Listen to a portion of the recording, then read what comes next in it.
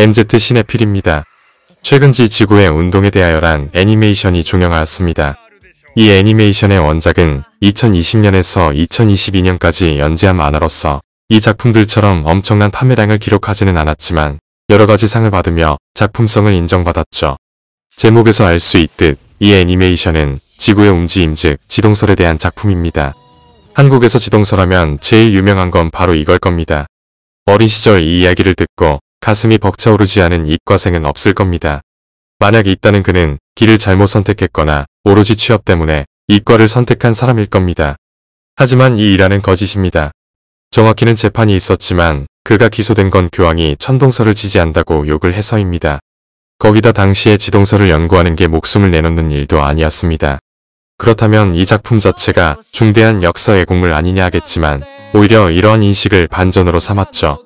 제가 갈릴레오의 이야기를 언급한 건 역사 왜곡에 대해 설명하려는 것도 있지만 이 이야기의 등장인물들 대부분은 이 일화를 들으면 감동할 사람들이기 때문입니다. 이 만화의 인물들 대다수는 지식의 자유 혹은 진리를 위해 자신의 목숨을 초계처럼 버립니다. 이는 주연도 예외가 아닙니다. 마치 릴레이를 하듯 한 주인공이 죽으면 그 유지를 다음 주인공이 이어받죠. 그리고 이러한 주인공들을 지속적으로 추격하는 메인 빌런과의 대립이 이 작품의 구조입니다. 제가 주목한 건 이러한 전개 방식입니다. 촉이 좋으신 분들은 제가 한 이야기를 듣고 떠오른 영화가 있을 겁니다. 그 영화는 바로 1987입니다. 이 영화에서도 제일 비중이 높은 건 악당 경찰인 김윤석이며 그의 추격으로 민주투사와 협력자들이 하나씩 잡히다가 마지막에 기적의 대역전극을 이루죠. 이렇게만 보면 지구의 운동에 대하여와 1987은 같은 성향의 작품으로 보입니다. 하지만 이 둘은 단지 구조만 같을 뿐 완성도에 있어서 천지 차이입니다. 비유를 하자면 같은 재료를 써서 미슐랭 별세 갯자리와 동네 한식 뷔페 요리의 차이나 마찬가지입니다. 1987이 평론가들에게 좋은 평을 듣고 흥행도 성공한 영화이며 민주주의에 대한 열렬한 찬가란 거 저도 잘 압니다. 이런 면 때문에 몇 가지 단점에도 불구하고 관객들이나 평론가들이 합심해서 이 영화를 칭찬한 것일 겁니다. 하지만 지구와 비교해보면 1987은 한식 뷔페 요리에 지나지 않습니다. 제가 이렇게까지 강하게 말하는 가장 큰 이유는 역사에 대한 성찰 때문입니다. 1987은 6.29 선언 시점에서 끝납니다.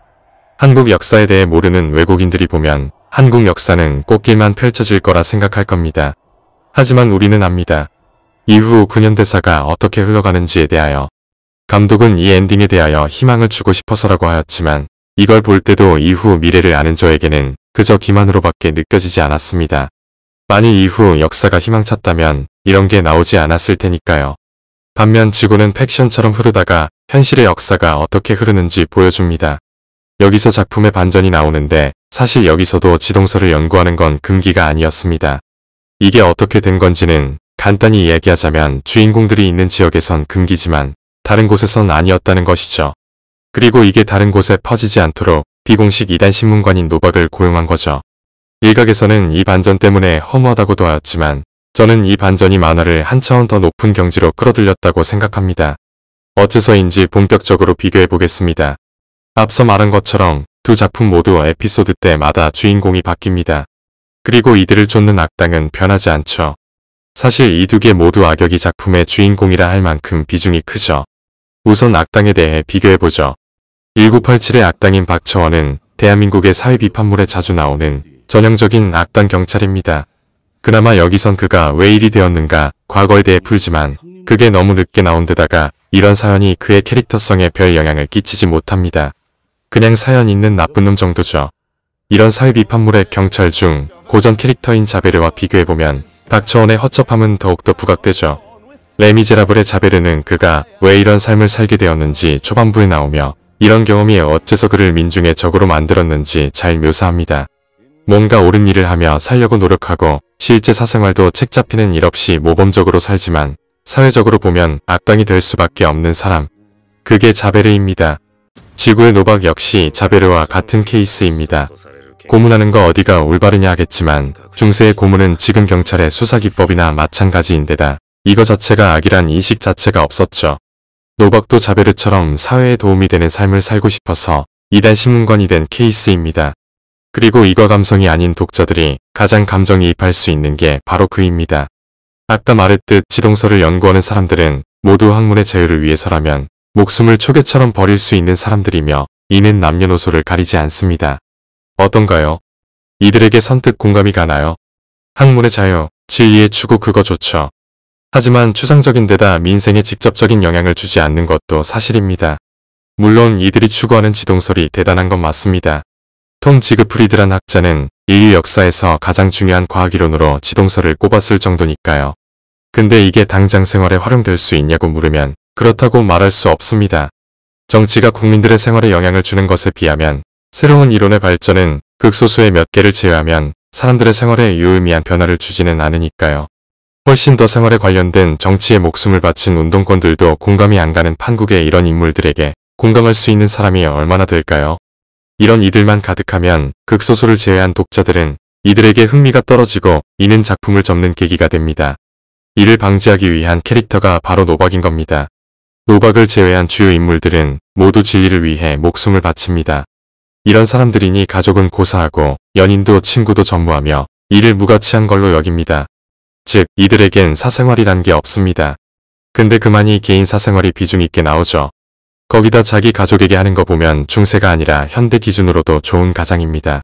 그 외에 딱히 성격이 모난 구석도 없는 걸로 묘사되니 지동설에 엮이지만 않았으면 모범 시민으로 잘 살다 갈 인물이었을 겁니다. 하지만 그는 지동설과 엮이게 되면서 모든 걸 잃게 됩니다. 직업은 물론 가족, 명예, 심지어 목숨까지요. 그래서 이 장면에서 그의 충격은 대단한 겁니다. 그의 시점으로 보면 이 작품은 그의 몰락에 대한 서사니까요. 이는 박처원도 마찬가지지만 영화에선 박처원을 비롯한 그들 일파를 단순한 시대의 암적인 존재이자 적폐 정도여서 이들의 몰락은 사필귀정으로 묘사하죠. 하지만 여기서는 이런 파격적인 해석을 내놓습니다.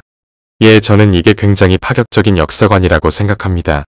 이 의견에 따르면 전두환과 장태원 역시 넓은 의미로 동료라고 할 수 있으니까요. 이 말만 들으면 이 만화에서 주장한 역사관이 얼마나 급진적인지 이해하실 겁니다. 만일 한국 작품에서 이런 역사관에 대해 설파하였다면 그 감독은 SNS에서 조리돌림 당했을 겁니다. 하지만 저는 이 역사관에 동의합니다. 결국 지구의 운동은 사악하고 세상에 악영향만 끼친 것 같아 보이는 자들이나 이름을 남기지 못한 자들이어도 역사적 관점으로 선악을 구분하는 게 무의미함과 동시에 설령 기록이 남지 않아도 그 시대를 살아갔다는 것 자체의 의미가 있다는 겁니다. 실제로 작중 인물들은 누구도 역사의 이름을 남기지 못하지만 이들의 치열한 발자취는 후대의 역사의 이름을 남긴 자에게 영감을 주고 이는 지동설의 확립으로 이어지는 걸로 나오니까요. 그리고 이 작품의 장점은 이뿐이 아닙니다. 우리가 정의롭다고 여기는 자들도 상황에 따라 얼마든지 비도덕적인 행동을 할 수 있다는 걸 보여줍니다. 이 만화에서 유일한 실존 인물인 이 인물인 알베르트 브루제프스키의 에피소드가 그러하죠. 여기서 그에게 가르침을 주는 건 그의 아버지와 일부에서 지식을 위해 자결을 하고 노박의 마지막 순간 그에게 역사에 대해 설파한 라파우입니다. 물론 이 라파우는 어릴 때 죽었으니 그는 이름과 외모가 같은 타인이죠. 브루제프스키의 아버지와 라파우는 모두 지식과 탐구심을 중시하였습니다. 하지만 이를 다루는 방식이 달랐는데 아버지는 지식에 대해 의심을 멈추지 않고 그게 사회에 도움이 안 되면 멈춰야 한다고 가르쳤죠. 반면 성인 버전 라파우는 어린 시절에 죽은 라파우가 그대로 자랐으면 이랬겠다 싶을 정도로 지성 그 자체를 중시하며 이에 걸맞게 자유로운 학술과 사상을 탐구하는 모임의 수장입니다. 그리고 그는 브루제프스키의 아버지와 반대로 지식은 지식 그 자체로 의미가 있으니 의심하지 말고 믿으라고 가르쳤죠. 브루제프스키는 이러한 라파우를 동경하나 그는 당대 기준으로 위험한 지식의 공유를 거절하였다며 그의 아버지를 죽이고 이에 대해 전혀 후회하지 않은 채 열변을 늘어놓죠.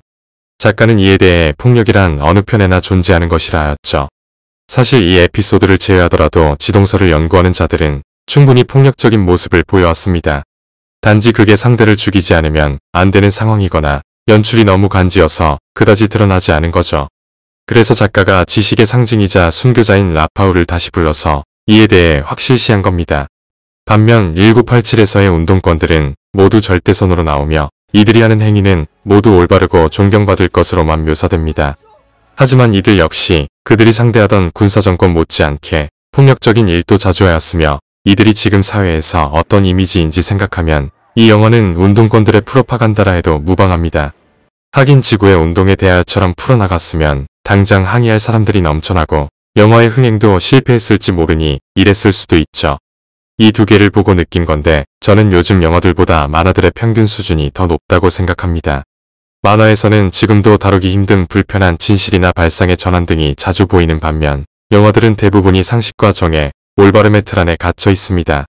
특히 한국 영화가 그러한데 근래 나온 영화들 중 기생충과 헤어질 결심 정도를 제외하면 다들 이런 주장처럼 파격적인 건 고사하고 세간의 상식과 도덕, 정치적 올바름을 지키는 데만 열중하고 있습니다. 이제 이런 상식과 도덕, 정의에 대한 건 충분히 보았으니까 이 작품들처럼 무언가 새로운 시선을 선보이는 작품을 원합니다.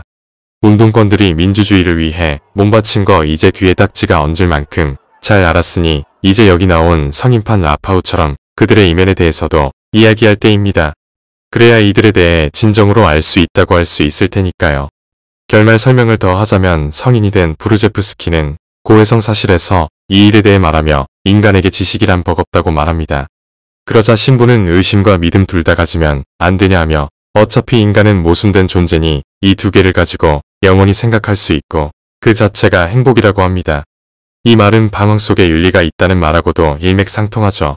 이 말을 들은 이후 부르제프스키는 대학에 가기로 마음먹으며 라파우가 한 말을 회상합니다. 그의 주장에는 동의하지만 그와는 다른 방식으로 진리를 추구하겠다고 마음먹은 그 이후 길을 가다 어린 라파우를 비롯한 다른 인물들이 그렇게 추구하던 지동설에 대한 걸 풍문으로 듣고 그냥 넘어가려다 이에 대한 궁금증을 지니게 되는 걸로 끝납니다. 이후 부르제프스키는 대학 교수로 활동하며 지동설을 증명한 코페르니쿠스에게 큰 영향을 끼친 걸로 보여주며 끝이 납니다. 이렇게 부르제프스키를 통해 진리를 추구한다는 것에 어둠을 알았음에도 자기만의 결론을 통해 진리의 추구 자체를 부정하지 않았습니다. 마찬가지로 한국의 민주화 운동도 이렇게 명암을 동시에 다루어야 할 때입니다. 그래야 이 만화처럼 진정한 의미에서 역사를 다룰 수 있을 테니까요. 이번 영상은 여기까지입니다. 구독, 좋아요 눌러주시기 바랍니다. 저는 다음에 다른 영상으로 돌아오겠습니다.